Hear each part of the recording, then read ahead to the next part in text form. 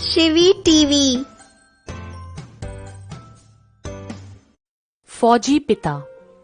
त्रिपुरा नामक शहर में एक फौजी अपनी पत्नी और 5 साल की बच्ची के साथ रहता था।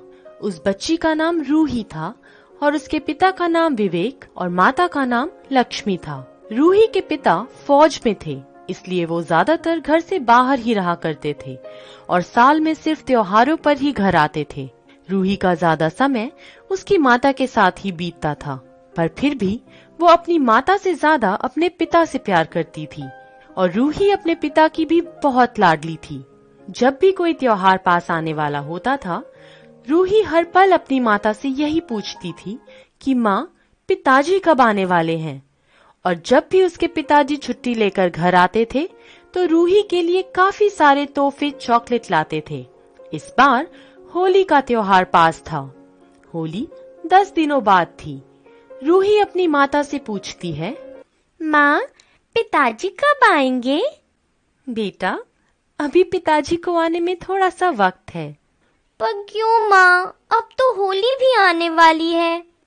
हाँ बेटा, पर अभी होली को आने में 10 दिन बाकी हैं। हाँ माँ, तो क्या हुआ? पिताजी को फोन करके बोलो ना जल्दी आने के लिए। बेटा, अभी आपके पिताजी ड्यूटी पर होंगे तो मैं उन्हें शाम को फोन करूंगी। नहीं माँ, मुझे नहीं पता। आप पिताजी को अभी फोन करिए और ये भी कहना कि वो मेरे लिए रंग और चॉकलेट भी लेकर आए और एक सुंदर सी ड्रेस भी लेकर आए। नहीं बेटा, अभी नहीं बोला ना मैंने, शाम को फोन करूंगी। माँ के मना करने पर रूही बहुत तेज तेज रोने लगती है और अपनी माँ से गुस्सा भी हो जाती है। रूही, ऐसे नहीं रोते बेटा। अच्छा चलो तुम चुप हो जाओ। नहीं, पहले आप पिताजी को फोन करो। अच्छा ठीक है, मैं कर रही हूँ फोन अभी। अब तो चुप हो जाओ। रूही चुप हो जाती है और कहती है, माँ आप कितनी अच्छी हैं। अब रूही की माँ उसके पिताजी को फोन लगाती है और बोलती है, रूही के पिताजी आप कब आएंगे? आपकी लाडली देखिए ना कैसे जिद कर रही है। रूही के पिताजी बोलते हैं, लाओ, तुम मेरी रूही से बात कराओ, तुम फोन उसको दो। रूही की माता रूही को फोन देती है और कहती है, ये लो रूही बेटा, अपने पिताजी से तुम ही पूछ लो कि वो कब आएंगे। रूही अपनी माता से फोन लेकर अपने पिता से बात करने लगती है। पिताजी, आप कब आओगे? मैं बहुत जल्दी आ रहा हूँ बेटा। पर कब और कितनी जल्दी पिताजी? अब तो होली भी आने वाली है, सिर्फ 10 दिन रह गए हैं होली के। हाँ बेटा, मैं जानता हूँ कि होली आने वाली है, इसलिए मैं 3 दिन बाद आ रहा हूँ घर। ठीक है पिताजी, पर आप मेरे लिए बहुत सारे रंग, चॉकलेट और सुंदर सी ड्रेस भी लेकर आना। ठीक है बेटा, और भी कुछ लाना है क्या? नहीं पिताजी, और कुछ नहीं लाना, बस हाँ आप जल्दी आ जाइए। ठीक है बेटा, अब मैं फोन रखता हूँ और कर्नल के पास जाकर छुट्टी लेता हूँ। ठीक है पिताजी। अब फोन काटकर रूही के पिताजी कर्नल के पास जाते हैं और 3 दिन के बाद से छुट्टी मांगते हैं। होली तक के लिए उनके कर्नल उनको छुट्टी दे देते हैं, पर जब रूही के पिताजी कर्नल के पास से छुट्टी लेकर शाम को दोबारा ड्यूटी पर होते हैं, तब अचानक से उनके पास कहीं से बॉम्ब आ गिरता है और उनके बेहद पास होने की वजह से बॉम्ब के फटने से रूही के पिताजी के हाथ पैर में इतनी चोट आती है कि उनके पूरे शरीर में इस बॉम्ब का गलत असर ना पड़े, इसलिए उनके आधे हाथ को काटना पड़ता है।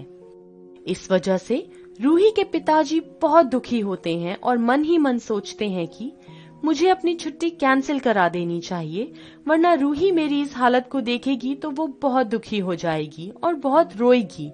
रूही के पिताजी का वहीं पर एक दोस्त भी होता है, जिससे रूही के पिताजी अपने मन की सारी बात करते हैं। रूही के पिताजी अपने दोस्त के पास जाते हैं और उससे बोलते हैं, अनुज, मैं एक बहुत बड़े दुख में हूँ। हाँ, मैं जानता हूँ तुम अपने हाथ को लेकर दुख में हो ना। नहीं नहीं अनुज, मैं उस बारे में बात नहीं कर रहा। तो फिर किस बारे में और कौन से दूसरे दुख में हो तुम? मैं रूही को लेकर परेशान हूँ। जब वो मेरे हाथ देखेगी तो उसको कैसा लगेगा? मैं सोच रहा हूँ मैं इस बार घर ना जाऊं। अगर मैं घर गया तो उसकी होली खराब हो जाएगी। तुम ये क्या बोल रहे हो विवेक? हाँ, मैं सही कह रहा हूँ अनुज। मुझे ऐसा ही करना चाहिए। नहीं विवेक, तुमको ऐसा बिल्कुल नहीं करना चाहिए। पर क्यों अनुज? क्योंकि ये जो तुम्हारा हाथ है अब वो हकीकत है। कभी ना कभी तो उसको पता लगेगा ही, आज नहीं तो कल। तो फिर मुझे क्या करना चाहिए? तुमको छुट्टी लेकर घर जाना चाहिए, क्योंकि अगर तुम्हारी बेटी को ये बात बाद में पता लगी तो उसको और बुरा लगेगा। हाँ, तुम ये तो सही कह रहे हो अनुज। और अगर तुम घर नहीं जाओगे तो बेशक तुम्हारी बेटी का त्योहार अच्छा ना रहे, ऐसा हो सकता है। तुम उसके साथ रहोगे तो वो पहले तुम्हारे हाल को देखकर जरूर रोएगी, परेशान होगी, पर तुम उसको हौसला देना और समझाना। ठीक है अनुज, मैं जाता हूँ घर, और मैं उसको भी समझाऊंगा। तुम्हारा शुक्रिया मेरा हौसला बढ़ाने के लिए, वरना मैं तो बहुत परेशान हो गया था। शुक्रिया की कोई जरूरत नहीं है दोस्ती में। ठीक है अनुज, फिर मैं जाता हूँ घर। अब रूही के पिताजी की छुट्टी का समय आ गया और वो ट्रेन पकड़कर घर आ जाते हैं और घर के गेट पर आकर आवाज मारते हैं। रूही, दरवाजा खोलो, देखो मैं वापस आ गया हूँ। रूही जल्दी से आकर दरवाजा खोलती है। रूही की माँ भी अंदर से बाहर गेट पर आ जाती है। रूही के पिताजी एक हाथ में अपना बैग लिए और दूसरा हाथ अपनी कमर के पीछे रखे रखते हैं। पिताजी आप आ गए? हाँ बेटा, मैं आ गया। पिताजी आप ही अपने पीछे क्या छुपा रहे हैं हाथ में? रूही अपने पिताजी को देखकर सोचती है, शायद पिताजी मेरे लिए जो रंग, ड्रेस और चॉकलेट्स लाए हैं वो छुपा रहे हैं। पर रूही के पिता तो असल में अपने हाथ को छुपा रहे थे, जो आधा कट चुका है। चलो बेटा, पहले अंदर घर में चलो। नहीं पिताजी, अभी दिखाइए। अरे दिखा दीजिए ना। पिताजी थोड़ा उदासी के साथ कहते हैं, रूही की माँ, रूही को लेकर घर में चलो अंदर। बेटा रूही, तुम्हारे पिताजी थक गए होंगे, चलो पहले पिताजी को अंदर आकर थोड़ी देर आराम करने दो। अब सारे अंदर घर में आ जाते हैं।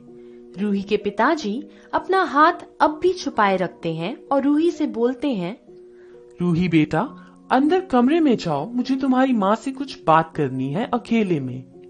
रूही अंदर चली जाती है। रूही की माँ, एक परेशानी हो गई है। रूही की माँ घबराहट के साथ पूछती है, क्या हुआ?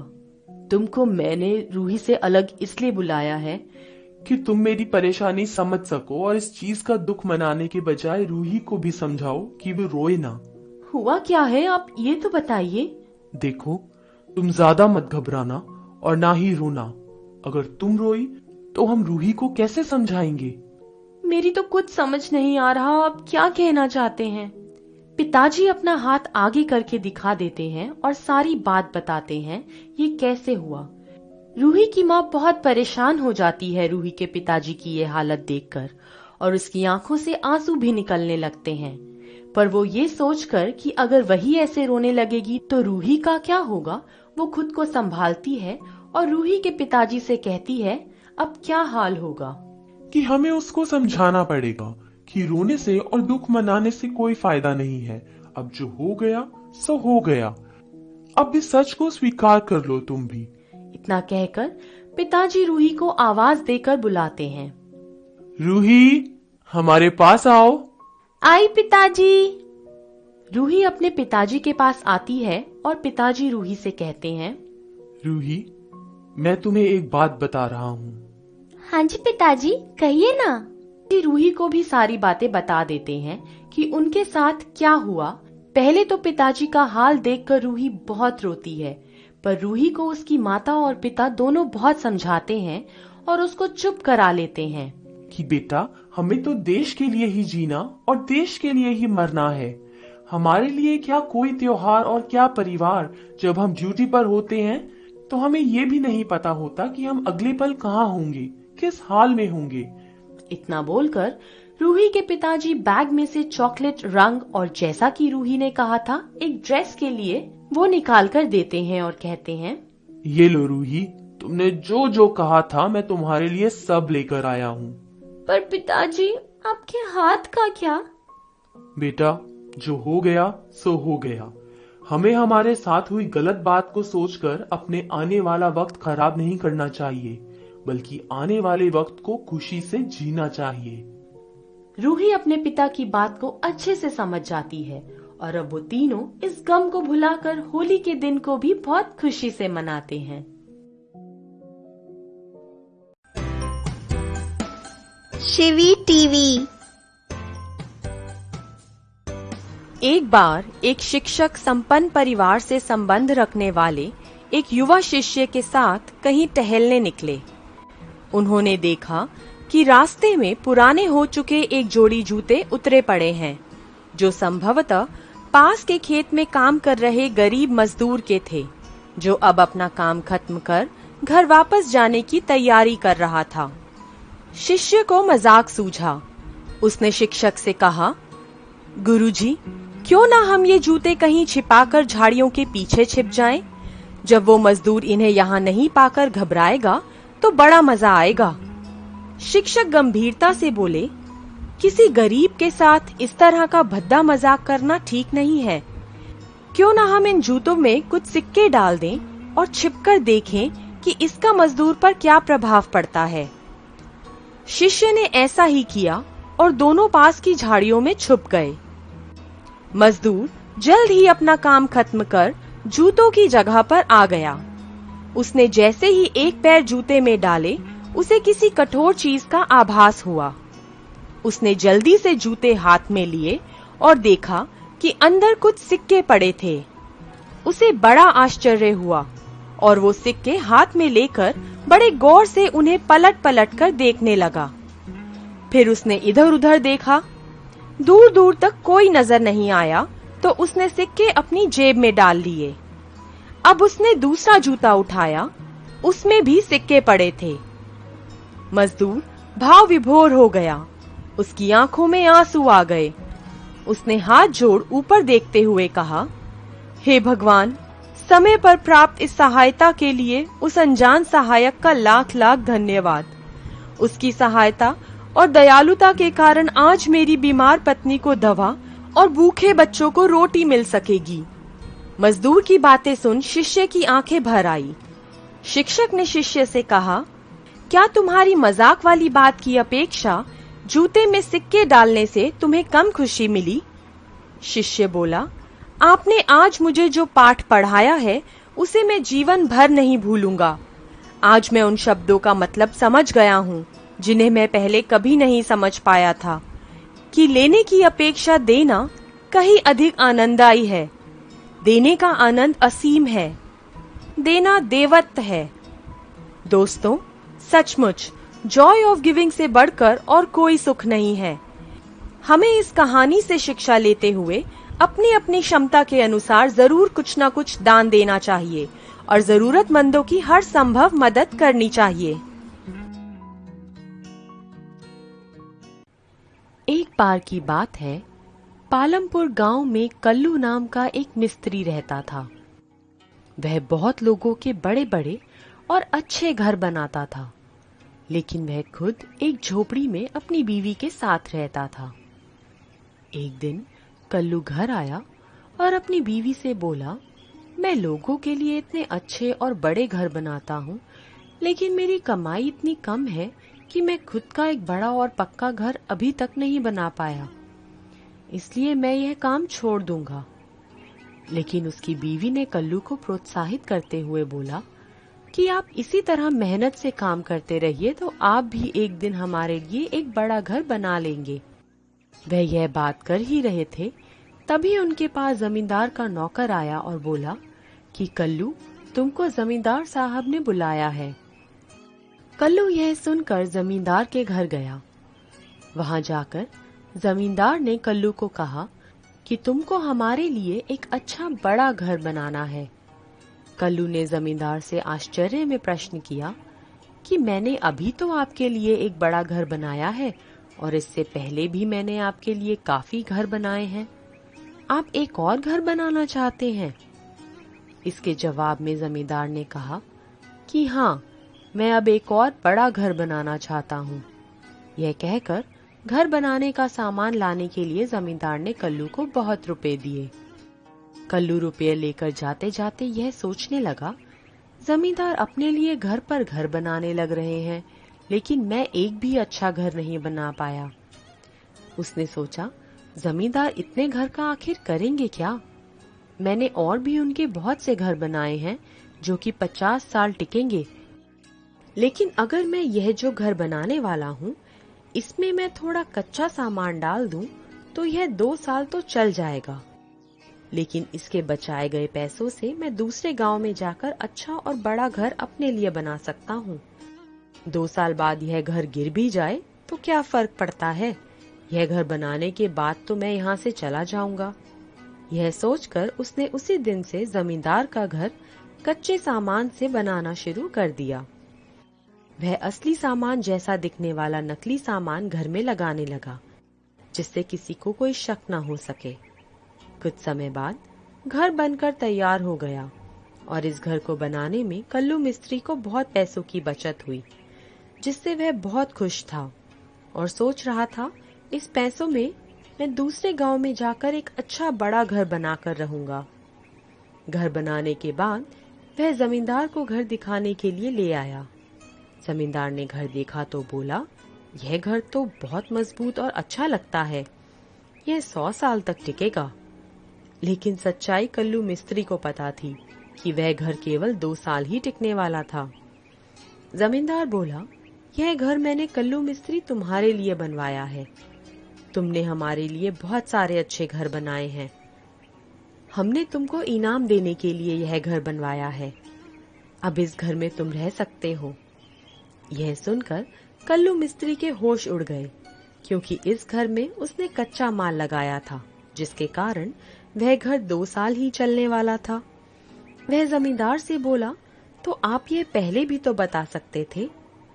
लेकिन जमींदार बोला, हम तुमको सरप्राइज देना चाहते थे। यह बात सुनकर कल्लू मिस्त्री परेशान हो गया और दुखी मन के साथ उस घर में अपनी बीवी के साथ आकर रहने लगा। उस घर में आकर कल्लू मिस्त्री की बीवी बहुत खुश हो गई, क्योंकि इतने बड़े और अच्छे घर में वह कभी नहीं रही थी। जमींदार ने उनको कुछ अच्छे कपड़े और जेवर भी दिए, जिससे वह अच्छा जीवन जी सके। कल्लू मिस्त्री अपने आप को कोसने लगा कि क्यों उसने ऐसा घर बनाया जो केवल 2 साल ही चलने वाला है। वह अब दूसरे गांव में जाकर अपने लिए नया घर भी नहीं बना सकता था, क्योंकि इससे जमींदार को शक हो जाता। इसी परेशानी के साथ कल्लू और उसकी बीवी उस घर में रहने लगे। 2 साल पूरे होने ही वाले थे। कल्लू मिस्त्री ने सोचा, अगर वह इस घर की मरम्मत कराएगा तो जमींदार बोलेगा, यह घर तो 50 साल चलने वाला है, तो तुम इसकी मरम्मत क्यों करा रहे हो। कल्लू मिस्त्री को पता था 2 साल होने पर वह घर गिर जाएगा, तो वह अपनी बीवी के साथ उसके मायके में चला गया और वह अपने साथ सारा सामान और जेवर भी नहीं लेकर गया, नहीं तो लोग शक करते कि उसको पता था यह घर 2 साल बाद गिरने वाला है। 2 साल होने पर वह घर पूरी तरह से गिर गया, जिसके बाद कल्लू मिस्त्री उस घर पर आकर नाटक करने लगा कि उसका सारा सामान और जेवर का नुकसान हो गया। वह जमींदार से बड़ी चतुराई से बोला, हम गरीबों के नसीब में ऐसा अच्छा घर नहीं होता जिसके कारण यह घर गिर गया, नहीं तो आपके सारे घर अभी तक खड़े हैं। जमींदार ने भी इसे सच समझा, जिसके बाद कल्लू मिस्त्री अपनी बीवी को लेकर अपने पुराने झोपड़े में जाकर रहने लगा।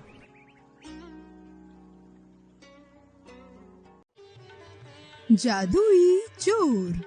सोनू और पुष्पा नाम के पति पत्नी अपने घर में सो रहे थे। तभी उन्हें किसी चीज के गिरने की आहट सुनाई देती है और वो दोनों झट से जाग जाते हैं। अजी देखिए ना, घर में क्या कोई बिल्ली घुस आई है क्या? अरे सो जाओ, हवा से कुछ गिर गया होगा। नहीं जी, मुझे नहीं लगता ऐसा है, आप एक बार जरा देख कर आइए ना। पुष्पा के बार बार कहने पर सोनू उठता है और कमरे से बाहर निकलकर इधर उधर झांकने लगता है और तभी उसे एक आदमी की परछाई नजर आती है। अरे कौन है? मैंने पूछा कौन है वहाँ? कौन है? आवाज सुनते ही वो आदमी भागने लगता है। सोनू उसका पीछा करता है। पुष्पा भी सोनू के पीछे पीछे भागती है और तभी वो देखते हैं कि वो आदमी नदी के ऊपर चलने लगता है और अचानक से चलते चलते गायब हो जाता है। उन दोनों को मानो अपनी आँख पर यकीन नहीं होता। अरे पुष्पा, तुमने भी वही देखा क्या जो मैंने देखा? हाँ जी, मैंने भी वही देखा, लेकिन ये जादू भला हुआ कैसे? ये नदी तो बहुत गहरी है ना? हाँ पुष्पा, बिल्कुल, लेकिन मुझे लगता है कि ये कोई आम चोर नहीं था, कोई जादुई चोर मालूम पड़ता है ये। अरे देखा नहीं, कैसे देखते ही देखते आंखों के सामने से ओझल हो गया, है ना?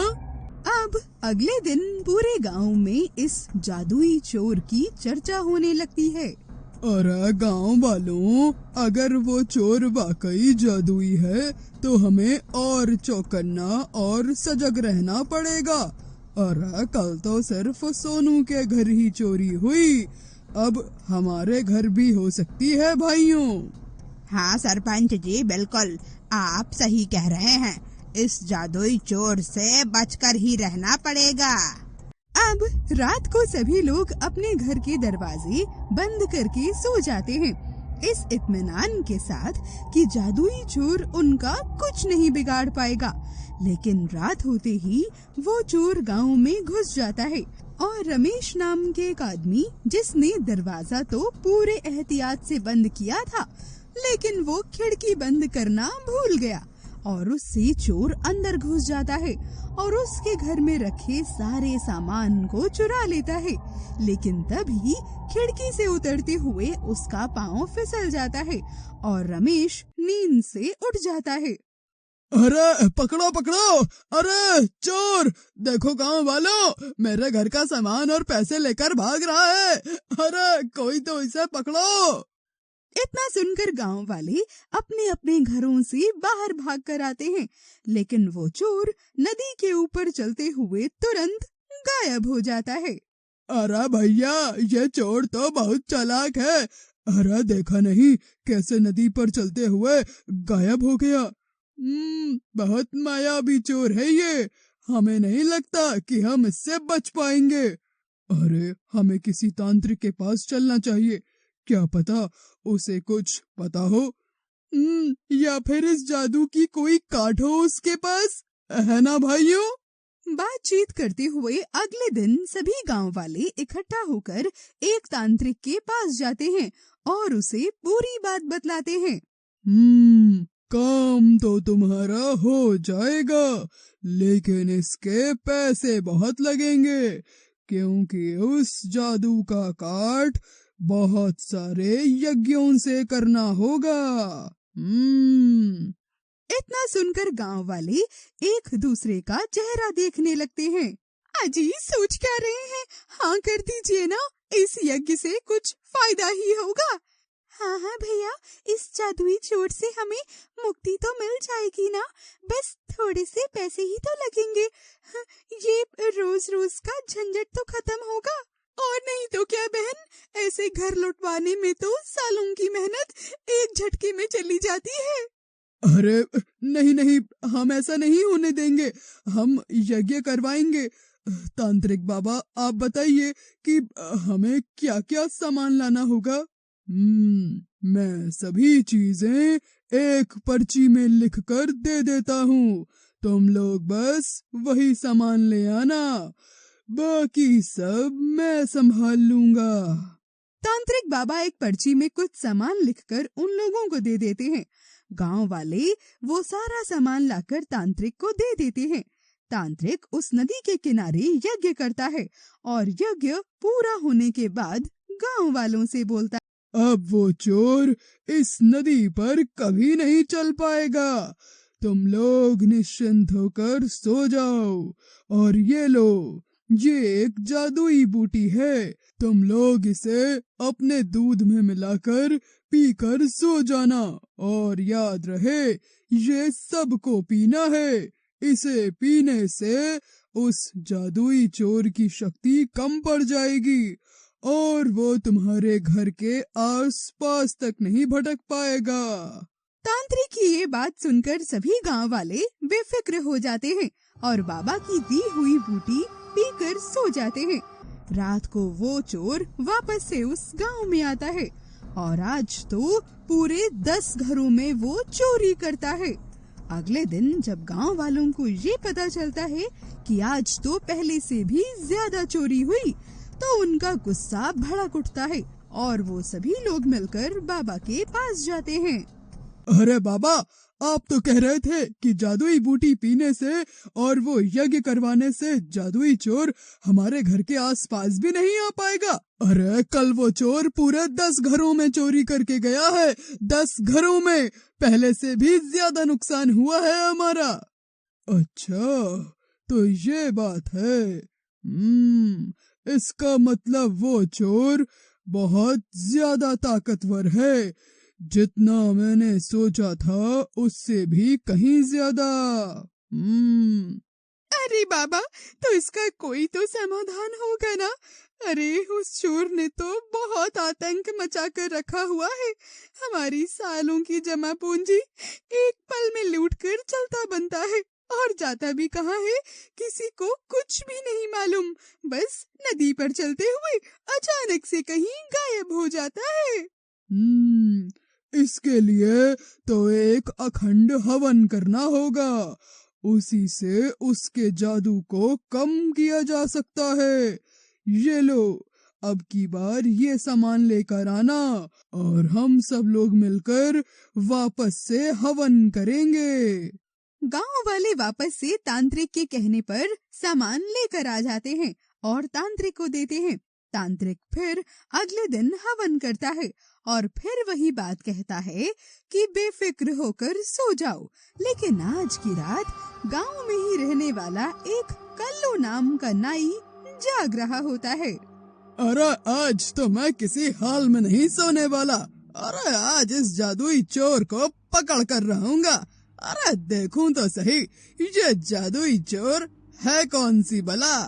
कल्लू जादुई चोर के इंतजार में बैठा रहता है और तभी उसकी आंख लग जाती है और वो थोड़ी देर के लिए सो जाता है। जादुई चोर वापस से गांव में घुस जाता है और फिर चोरी करके भागने लगता है। इतने में कल्लू की आंखें खुल जाती हैं और वो चोर का पीछा करने लगता है। वो देखता है कि चोर नदी पर चल रहा होता है। कल्लू भी पूरी हिम्मत करके उसके पीछे पीछे चलने लगता है। अरे ये क्या, इस नदी पर तो मैं भी चल सकता हूँ। अरे लेकिन ये हो कैसे रहा है। कल्लू तभी देखता है कि वो चोर नदी के अंदर जाकर एक डुबकी लगाता है और उसके पीछे पीछे कल्लू भी डुबकी लगाता है और उसका पीछा करता रहता है। आगे जाकर उसने देखा कि वो नदी के अंदर बनी एक गुफा में जाता है। कल्लू ने उसका पीछा किया तो पाया कि दरअसल वो चोर तांत्रिक से मिला हुआ था जो हवन करवा रहा था। अरे ये लीजिए सरदार, आज की कमाई। अगर ये गांव वाले हम पर ऐसे ही भरोसा करते रहे तो हम बहुत जल्दी ही माला माल हो जाएंगे। अरे वो सब के सब एक नंबर के बेवकूफ हैं। मैं कुछ भी कह दूं तो वो मान जाते हैं। ओहो, तो ये चल रहा है यहाँ पर। ये दोनों मिलकर हमें लूट रहे हैं और जादुई चोर के नाम पर हमें बेवकूफ बनाया जा रहा है।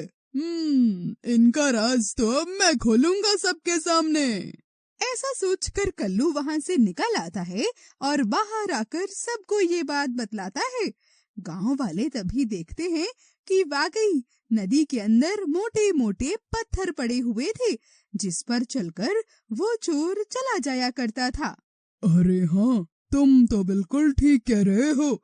इसका मतलब इन्हीं पत्थरों पर चलकर वो चोर चला जाया करता था और आगे जाकर तैरकर उस गुफा के अंदर चला जाता था और हम उसे जादुई चोर समझ रहे थे। तो जी, अब जब पता चल ही गया है तो देर किस बात की। लगाइए फोन और पुलिस को तुरंत पकड़वाइए उन लुटेरों को। इसके बाद पुलिस गांव में आती है और तांत्रिक को पकड़कर सारा सच उगलवा लेती है। तांत्रिक डर से अपने साथी का नाम भी बता देता है और फिर क्या था, दोनों मिलकर जेल में बैठकर चक्की पीसने लगते हैं और गांव वालों की आंखें भी खुल जाती हैं कि जादुई चोर जैसी कोई चीज नहीं होती, होता है तो बस आँखों का भ्रम। छोटी होली का दिन था। गोलू खिड़की पर बैठकर गली में होली खेल रहे बच्चों को देख रहा था। उनके हाथों में बंदूक वाली पिचकारी थी। वो एक दूसरे पर गुब्बारे फेंककर हंस रहे थे और होली मना रहे थे। गोलू उन बच्चों को देखकर सोच रहा था कि काश उसके पास भी गुब्बारे, पिचकारी और गुलाल होता। गोलू के घर की आर्थिक स्थिति काफी खराब थी, क्योंकि गोलू के पिता नहीं थे। काफी सालों पहले गोलू के पिताजी को कैंसर की बीमारी हो गई थी। बीमारी का इलाज ना मिल पाने की वजह से उसके पिता का देहांत हो गया था। तब से लेकर अब तक गोलू को उसकी माँ ने ही पाला था। गोलू की माँ सेठ मणिराम के गोदाम में छोटे मोटे काम करके कुछ पैसा कमाती। गोलू को खिड़की पर उदास देखकर गोलू की माँ उसके पास आई और बोली, क्यों रे लल्ला, इतनी खुशी का दिन है और तू ऐसे मुंह लटका कर बैठा है। देख, मैं तेरे लिए बूर के पुए बना रही हूँ। ठीक है, बना लो। जब बन जाए तो मुझे बुला लेना। ठीक है, जा, तब तक तू भी उन बच्चों के साथ जाकर खेल ले। माँ, ये सब कहते हैं पहले पिचकारी लेकर आ, तभी हम तेरे साथ खेलेंगे। ये बात सुनकर गोलू की माँ नीचे देखने लगी। वो बेचारी करती भी तो क्या करती, उसके पास पिचकारी दिलाने के लिए पैसे जो नहीं थे। गोलू की माँ ने झूठी हंसी हंसते हुए कहा, बस इतनी सी बात, आज मैं तेरे लिए बंदूक वाली पिचकारी लेकर आऊंगी। गोलू की माँ ने गोलू से ये वादा तो कर दिया था, लेकिन वो सोचने लगी कि पैसे आएंगे कहाँ से। कुछ देर बाद शाम हो गई। गोलू की माँ ने और गोलू ने पुए खाए। जब गोलू का पेट भर गया तो उसने गोलू से कहा, बेटा, मैं तेरे लिए पिचकारी लेकर आती हूँ। अगर तेरा पेट ना भरा और तुझे रात में भूख लगे तो भगोने में चावल रख दिए हैं, तू चावल खाकर सो जाना। ठीक है लल्ला? गोलू ने हाँ में सर हिलाया और अपनी किताब पढ़ने लगा। गोलू की माँ को लगा शायद सेठ मणिराम उसकी कुछ मदद कर सकते हैं, इसलिए वो सेठ मणिराम के पास पहुंची और बोली, सेठ जी, आज तो तीज त्योहार का मौका है, मुझे कुछ पैसों की जरूरत है। मालिक, हो सके तो कुछ मदद कर दो। तुम्हारा सारा हिसाब तो क्लियर है, फिर मीरा तुम जानती ही हो काम धंधा कुछ है नहीं। अब ऐसी हालत में मैं तुम्हें उधार भी नहीं दे सकता। मालिक, मुझे गोदाम का कोई काम दे दो, मैं पूरी रात वो काम कर लूंगी। सुबह तक हो सके तो कुछ पैसे दे देना। हाँ, तुम्हारे लिए एक काम तो है, मेरे साथ पूरी रात रहना होगा, इसके मैं तुम्हें अच्छे पैसे दूंगा।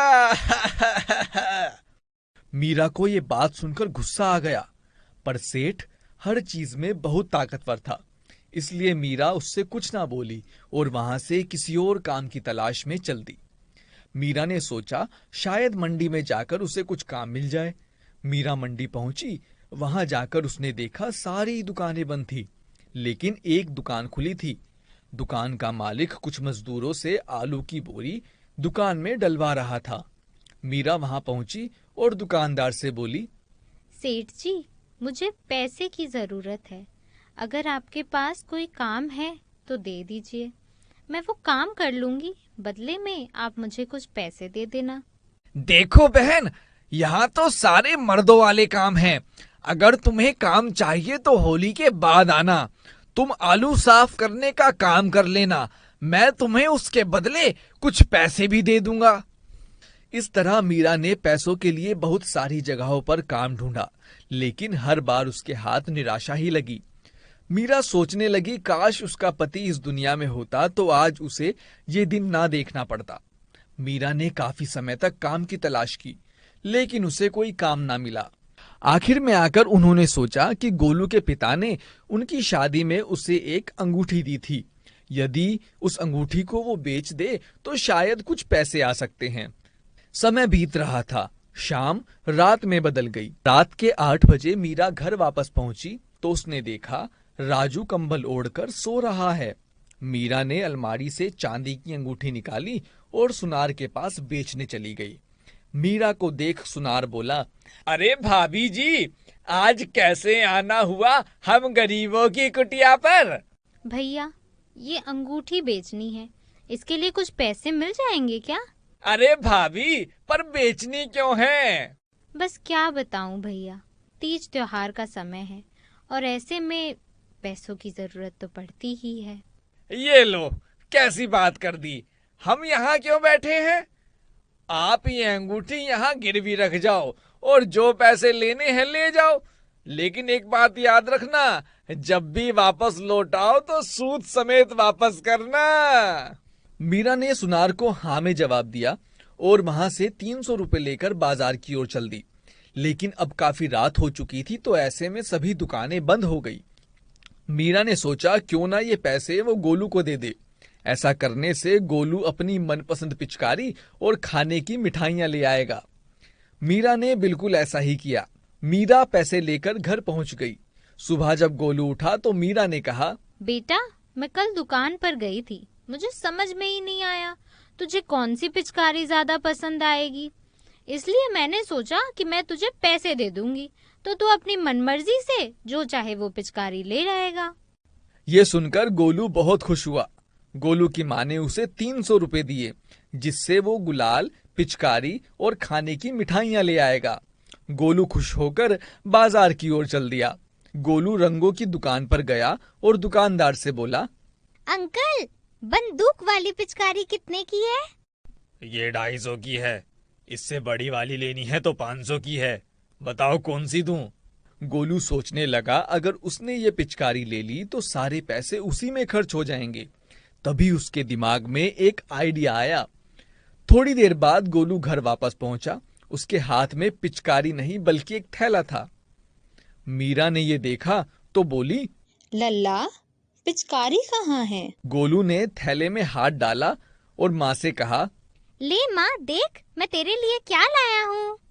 गोलू की माँ ने जब उसके हाथ में एक साड़ी देखी तो उसकी आंखें भर आई। हाँ, बहुत बड़ा हो गया है ना तू।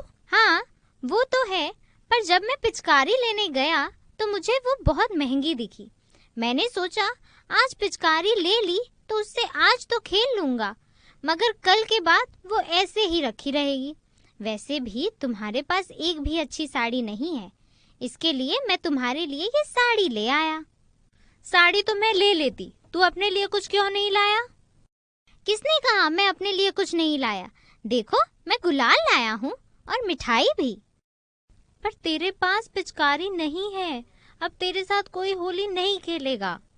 तो क्या हुआ, मैं अपनी माँ के साथ होली खेलूंगा।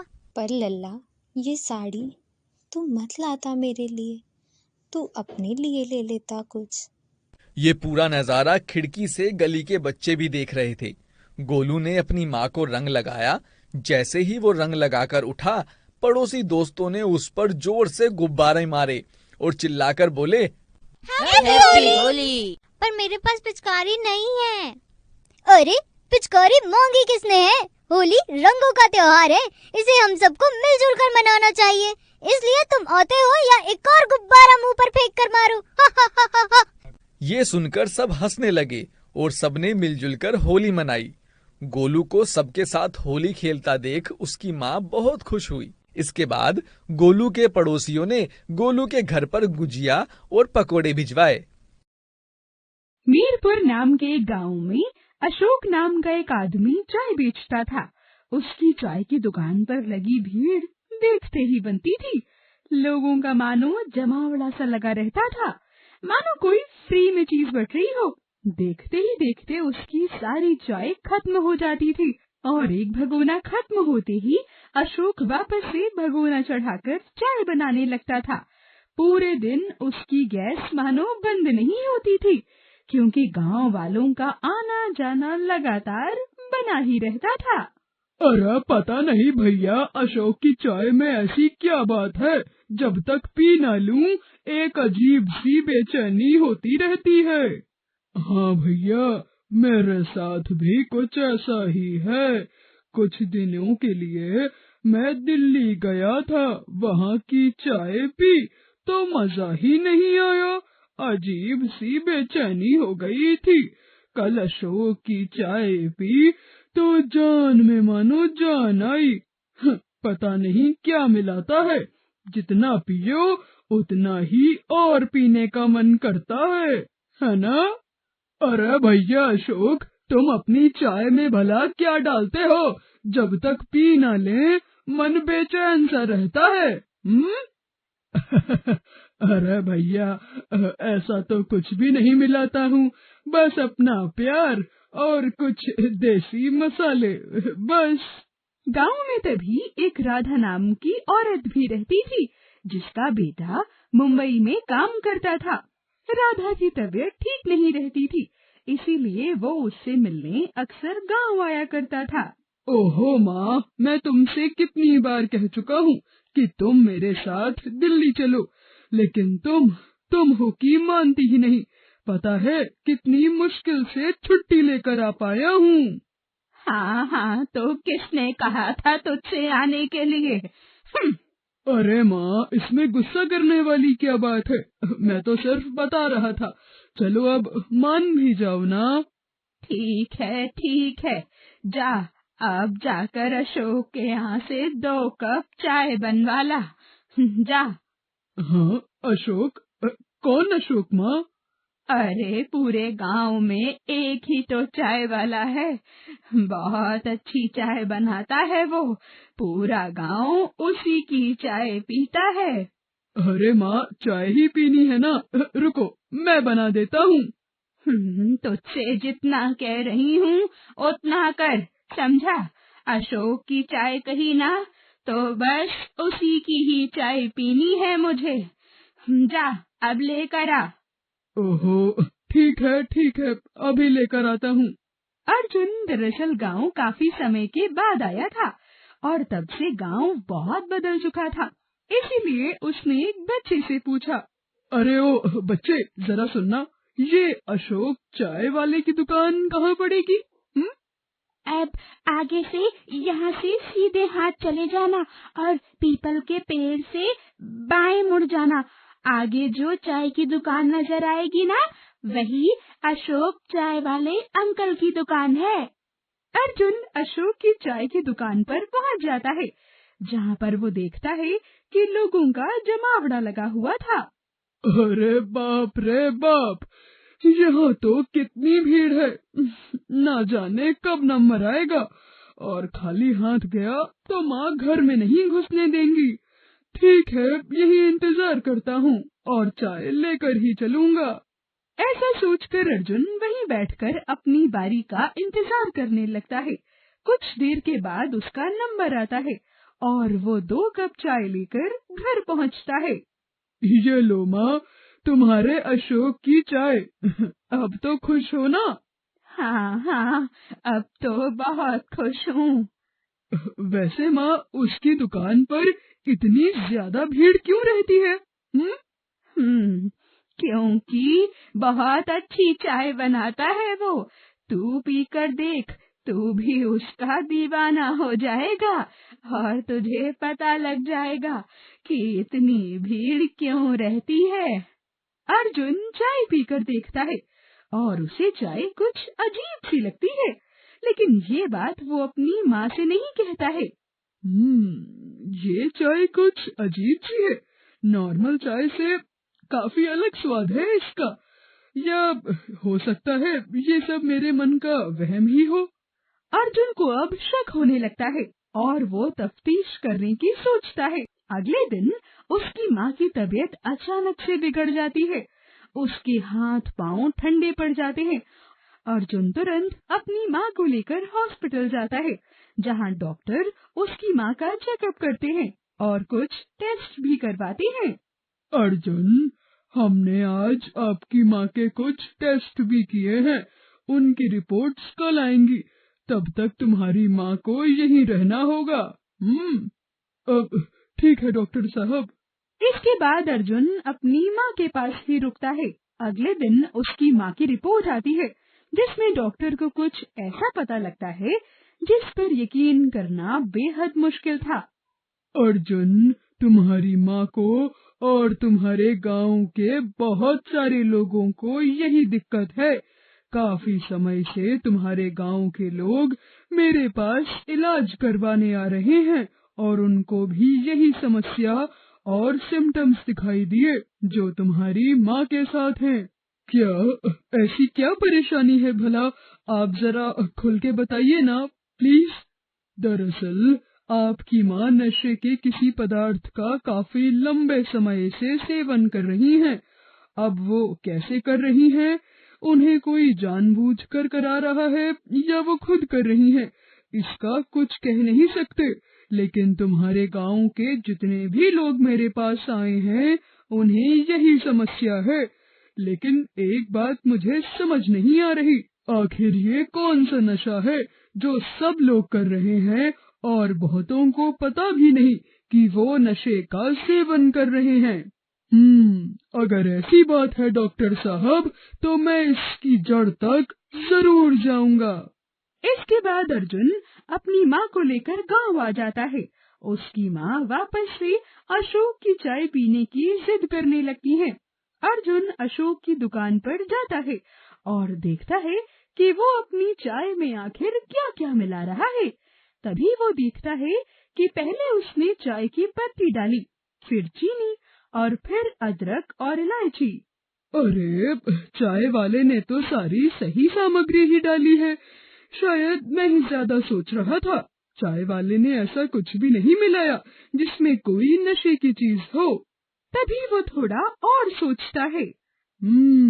शायद ये चाय वाला बहुत चालाक है और अगर ऐसा है तो मुझे अपना थोड़ा और दिमाग लगाना पड़ेगा।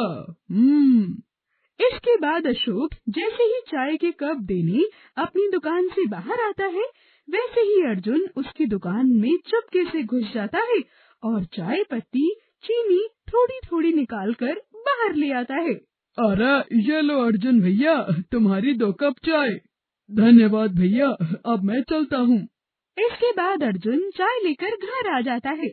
अपनी माँ को 1 कप चाय देकर वो सीधे डॉक्टर के पास जाता है और उन्हें चाय पत्ती और चीनी का सैंपल दे देता है और डॉक्टर उसका टेस्ट करते हैं। अगले दिन डॉक्टर उससे कहते हैं, अर्जुन, तुम्हारा शक बिल्कुल ठीक था। ये चाय में नशे का पदार्थ मिलाता है। अशोक चीनी में वो पाउडर मिला कर रखता है ताकि कोई उस पर शक न कर पाए। मुझे पहले से ही शक था, अब उसे मेरे हाथों से कोई नहीं बचा सकता। चंद पैसों के लालच के लिए वो आम लोगों की हेल्थ से कितना बड़ा खिलवाड़ कर रहा है, उसे अभी सबक सिखाता हूँ। इसके बाद अर्जुन अगले दिन पुलिस को लेकर अशोक की दुकान पर जाता है और पक्के सबूतों के आधार पर पुलिस अशोक को गिरफ्तार कर लेती है और उसको उसके लालच की सजा मिल जाती है। अब जेल में बैठकर अशोक पछता रहा होता है। का निश्चय किया, लेकिन ये इतना आसान नहीं था जितना सुजीत सोच रहा था। पिताजी, हम आज घर में शौचालय बनवाएंगे। अगर शौचालय बनवाना है तो घर के बाहर बनाओ। घर में तुलसी का वास होता है। बहू घर की लक्ष्मी होती है और हमारी लक्ष्मी बाहर खेतों में शौच करने जाएगी तो आपकी और हमारी क्या इज्जत रह जाएगी। आप तुलसी की वजह से घर में शौचालय नहीं बनवा रहे। वहाँ हर दिन कोई ना कोई हमारे घर की बहू बेटियों को खेत में देखता है। बेटा, वो सब बात तो ठीक है, लेकिन वेकिन कुछ नहीं, बस बहुत हुआ। अब शौचालय बनकर रहेगा। शौचालय बनने से कितनी सुविधाएं हो जाती हैं। पेट की बीमारियां हमेशा के लिए दूर हो जाती हैं। दिन में कभी भी शौच के लिए जाओ, सुविधा रहती है। और अब तो सरकार भी बढ़ावा दे रही है कि घर में शौचालय होना चाहिए, तो हम इतना पीछे क्यों हैं? अच्छा ठीक है बेटा, फिर तो बनवा देते हैं। 2 दिन के भीतर सुजीत के घर में शौचालय बन गया। अब रूपा और उसकी माँ को बाहर खेत में नहीं जाना पड़ता। शौचालय बनने से परिवार के हर सदस्य के लिए काफी सुविधा हो गई और सब खुशी खुशी रहने लगे।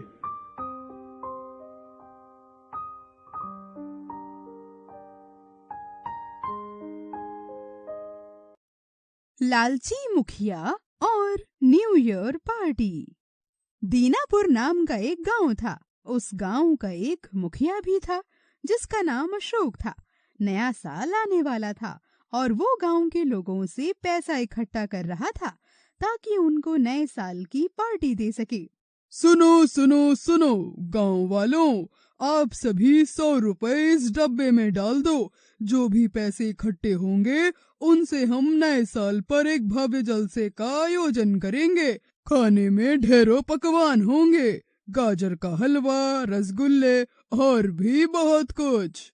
तभी गांव का एक आदमी जिसका नाम कालू था वो मुखिया से बोला, अरे मुखिया, हम तो तुमको 200 रुपए भी दे देंगे, पर पकवान जरा स्वादिष्ट बनवाना, क्योंकि तुम्हारी कंजूसी के चर्चे पूरे गांव में फैले हैं। एक बार तुमने गांव वालों को दावत दी थी ना, याद है? क्या खिलाया था उसमें? अरे कालू भैया, ये भी कोई भूलने वाली बात है का? अरे बहुत अच्छे से याद है। इस मुखिया ने मुर्गी के नाम पर हमें एक लेग पीस ही पकड़ा दिया था बस, और भगवान जाने मुर्गी भी कैसी थी। अगले 2 दिन तक पूरे गांव वाले उल्टी करते रहे थे बेचारे। अरे नहीं नहीं, इस बार ऐसा बिल्कुल नहीं होगा।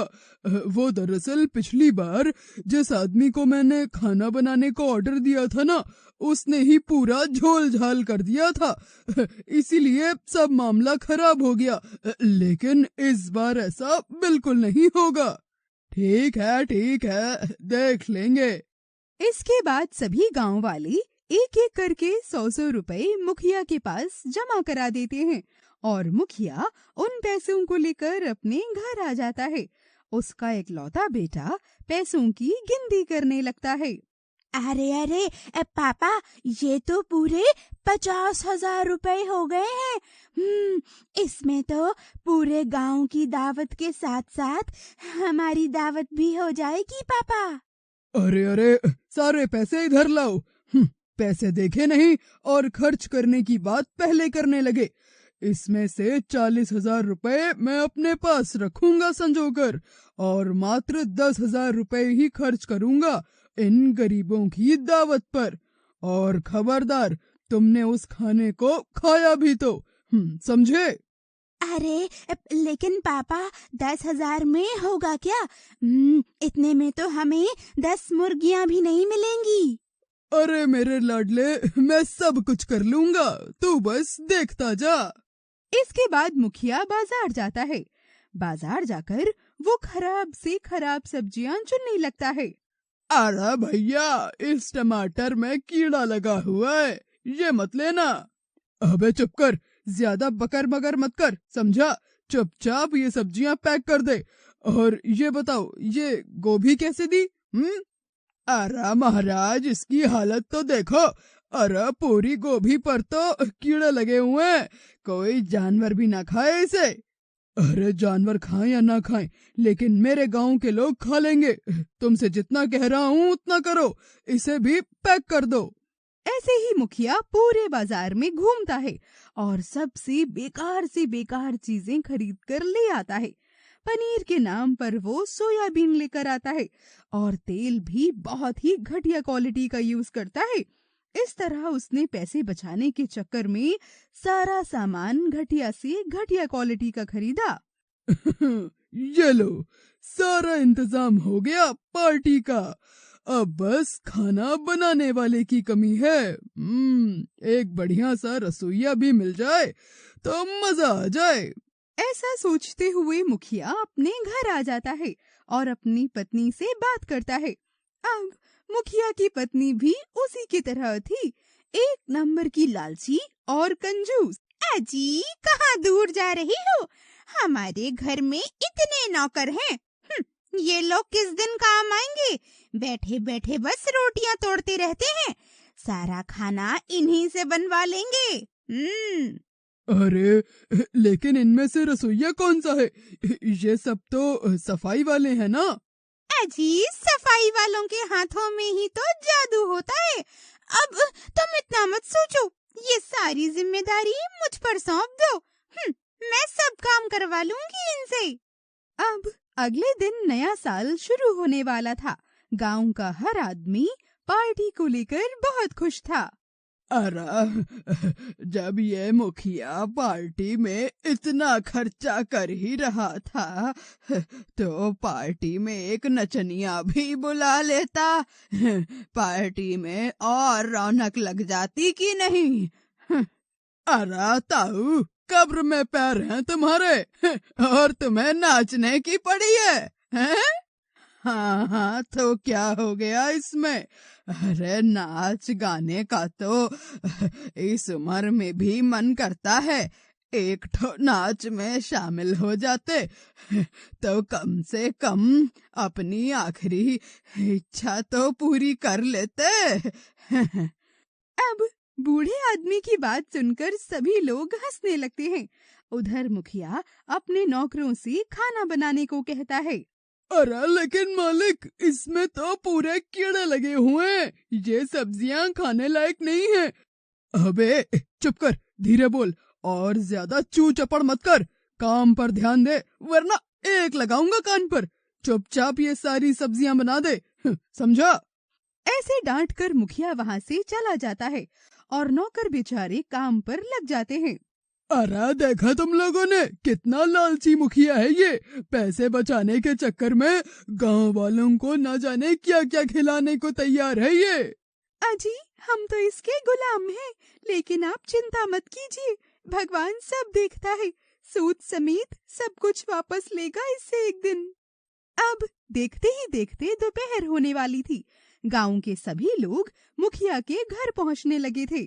अरे मुखिया, बन गया तेरा खाना, कहाँ है दावत? अरे बैठो बैठो, अभी परोसवाता हूँ। गांव के सभी लोग पलथी मारकर जमीन पर बैठ जाते हैं और एक एक करके उन सभी के सामने खाना परोसा जाता है। गांव वाले वो खाना खाते इससे पहले ही मुखियाइन भागती हुई मुखिया के पास आती है। अजी जल्दी घर चलिए ना, देखिए ना राजू के पेट में बहुत तेज दर्द हो रहा है, बेचारा उठ भी नहीं पा रहा और बस उल्टी किए जा रहा है, जल्दी चलिए ना। मुखिया भागता हुआ अपने बेटे के पास जाता है और देखता है कि वाकई उसकी हालत बहुत खराब होती है। तभी गांव का एक वैद्य आगे आता है और राजू को देखता है। अरे बेटा, तुमने क्या खाया था? अरे मैंने तो वही खाना खाया था जो पापा ने गांव वालों के लिए बनवाया था और तब से ही मेरी तबीयत बहुत खराब हो गई है। ये बात सुनकर सभी लोग मुखिया का मुंह देखने लगते हैं और मुखिया अपना सिर शर्म से झुका लेता है। अरे गांव वालों, मुझे माफ कर दो, मैंने लालच के चक्कर में ना जाने ये क्या कर दिया। शायद उसी की सजा भगवान ने मुझे दी है। आप में से कोई भी ये खाना मत खाना। मैं अपनी गलती को ठीक करने के लिए आप सभी के लिए स्वादिष्ट और अच्छी क्वालिटी का खाना बनवाऊंगा। मुझे माफ कर दीजिए। अपने बेटे की तबीयत को बिगड़ा देख मुखिया को अपने किए पर बहुत पछतावा था। अगले दिन उसने सभी गांव वालों के लिए एक वाकई अच्छी पार्टी का इंतजाम किया और इस तरह उन गांव वालों ने अपना नया साल बहुत अच्छे तरीके से मनाया। एक गांव में राम सिंह और पद्मा पति पत्नी रहते थे। कुछ समय बाद उनका बच्चा होने वाला था। पद्मा हॉस्पिटल में भर्ती थी। नर्स ने राम सिंह को आकर खुशखबरी दी कि आपके जुड़वा बच्चे हुए हैं। राम सिंह ने कहा कि दो लड़के, लेकिन नर्स ने कहा कि एक लड़का एक लड़की। राम सिंह लड़की नहीं चाहता था क्योंकि लड़की की शादी में होने वाले खर्चे से वह डरता था। 2-4 दिन के बाद राम सिंह अपनी पत्नी और बच्चों के साथ अपने घर पर आ गया। वह ज्यादातर लड़के को ही खिलाता था। पद्मा को यह बात पसंद नहीं थी। एक दिन राम सिंह अपनी पत्नी से बोला कि हम 2 बच्चों का खर्च नहीं उठा सकते, हमारी आर्थिक स्थिति अच्छी नहीं है। इसके अलावा लड़की की शादी में होने वाले खर्चे को भी हम नहीं उठा सकते, इसलिए हम लड़की को मेरे मित्र को सौंप देते हैं जिसकी कोई संतान नहीं है। वह हमारी लड़की को हमसे भी अच्छे से पालेगा क्योंकि वह बहुत अमीर है। पद्मा ने अपनी लड़की को देने से मना किया, लेकिन राम सिंह के कहने पर दुखी मन से उसने अपनी लड़की को राम सिंह को सौंप दिया। राम सिंह ने लड़की को अपने मित्र की बीवी को सौंप दिया।